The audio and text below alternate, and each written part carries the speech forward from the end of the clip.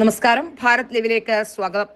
രാഷ്ട്രീയ സ്വയംസേവക സംഘത്തിനെതിരെ കഴിഞ്ഞ കുറേ നാളായി അപകീർത്തികരമായ പരാമർശങ്ങൾ നടത്തുകയാണ് പ്രിയങ്ക് ഖാർഗെയും മുഹമ്മദ് നാലാപ്പാടും.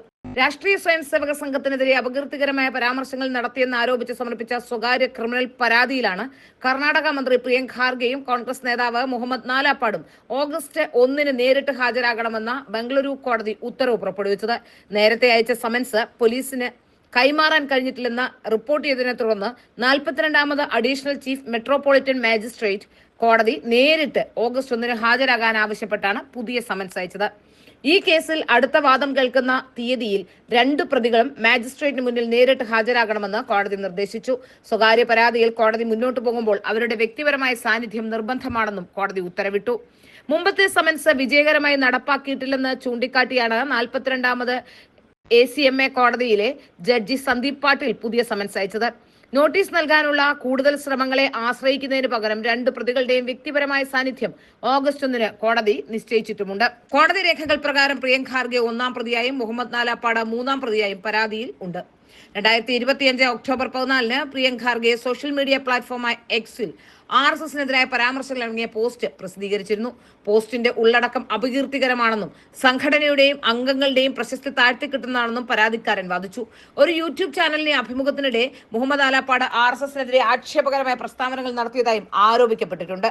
ആ പരാമർശങ്ങളും സംഘടനയുടെ പ്രതിച്ഛായയ്ക്കും സൽപ്പേരിനും സമാനമായി ദോഷം വരുത്തി എന്നാണ് പരാതിക്കാരൻ ആരോപിക്കുന്നത്. ഏതായാലും കഴിഞ്ഞ കുറെ നാളുകളായി പ്രിയങ്ക് ഖാർഗെ RSSനെതിരെ നേരിട്ട് വിമർശനം നടത്തുകയാണ്. RSS സാധാരണഗതിയിൽ പദസഞ്ചലനം നടത്തുന്നത് സർക്കാരിൽ നിന്നും അനുമതി നേടിയിട്ട് തന്നെയാണ്. എന്നാൽ സർക്കാരിൽ നിന്ന് അനുമതി നേടിയ ശേഷം മാത്രമേ ഇത്തരത്തിൽ പദസഞ്ചലനം നടത്താൻ കഴിയുകയുള്ളൂ എന്ന തരത്തിൽ ചില വാദങ്ങൾ മുന്നോട്ട് വെച്ചു. എല്ലാ തവണയും അങ്ങനെ തന്നെയാണ് പദസഞ്ചലനം നടക്കുന്നതും. വെറുതെ കയ്യടിക്കായാണ് പ്രിയങ്ക് ഖാർഗെ ഇതെല്ലാം ചെയ്യുന്നത് എന്ന് വ്യക്തമാവുകയാണ്.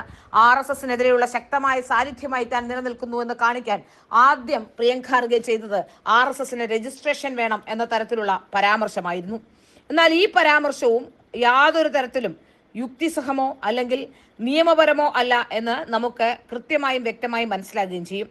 പ്രിയങ്ക് ഖാർഗെ യഥാർത്ഥത്തിൽ മല്ലികാർജുൻ ഖാർഗെയ്ക്ക് പറയാൻ പറ്റാത്ത കാര്യങ്ങൾ അല്ലെങ്കിൽ അദ്ദേഹത്തെക്കാൾ വലിയ ആളാണ് എന്ന് കാണിക്കാനോ വലിയ രാഷ്ട്രീയ നേതാവായി ഉദയം ചെയ്യാനോ ഇത്തരത്തിലുള്ള പരാമർശങ്ങൾ ഉപയോഗിക്കുകയാണ് എന്ന തരത്തിലാണ് വാർത്തകൾ പുറത്തു വന്നത്.